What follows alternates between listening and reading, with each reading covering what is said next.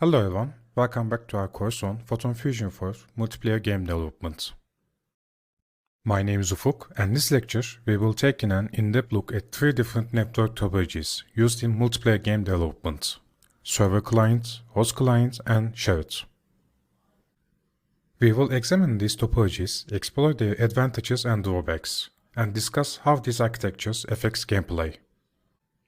As a heads up, we will be using host client topology on this course. The server client topology features a central server responsible for managing game states and processing inputs from clients. Clients or the player devices send direction to the server. This topology is prevalent in large-scale online games like World of Warcraft or League of Legends, where maintaining a stable and consistent game state is crucial. The advantages of server client topologies are: centralized servers can ensure that game rules are consistently enforced and cheating is minimized. A centralized server can better protect game data and player information. Server client topology is designed to handle a large number of players simultaneously, making it suitable for massive multiplayer online games. And there are some disadvantages for using this topology. Maintaining robust server infrastructure can be expensive and requires ongoing management. Depending on server's location and player's geographical distribution, latency can be an issue.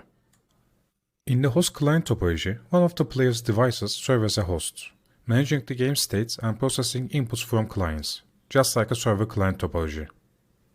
This approach is favored in small-scale multiplayer games or games with more casual focus, such as Among Us. The advantages of host client topologies are: host client topology is generally more straightforward and cost-effective compared to the server client topology. This topology can be suitable for a wide range of game genres and player counts. And the disadvantages are: host client topology may not support large-scale games or high player counts as effectively as server client topology. The host may experience lower latency and have an advantage over the players in real-time games. If the host leaves or loses connection, the game may be disrupted. In the shared topology, there are no central authority managing the game state. Instead, each player's device is responsible for managing the game state and updating the game player. This topology is suitable for peer-to-peer games, like some indie multiplayer titles or turn-based strategy games, where latency is less critical. The advantages of shared topologies are: it allows players to have more control over their game experience.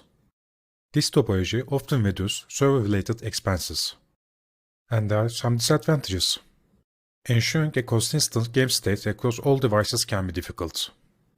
Without a central authority, the game may be more vulnerable to hacking or cheating. In summary, we provided an in-depth overview of the three primary network topologies in multiplayer game development, their advantages and disadvantages, an example of the game that used them. As we progress through the course, we will be utilizing host client topology to build our games using Photon Fusion. Stay tuned.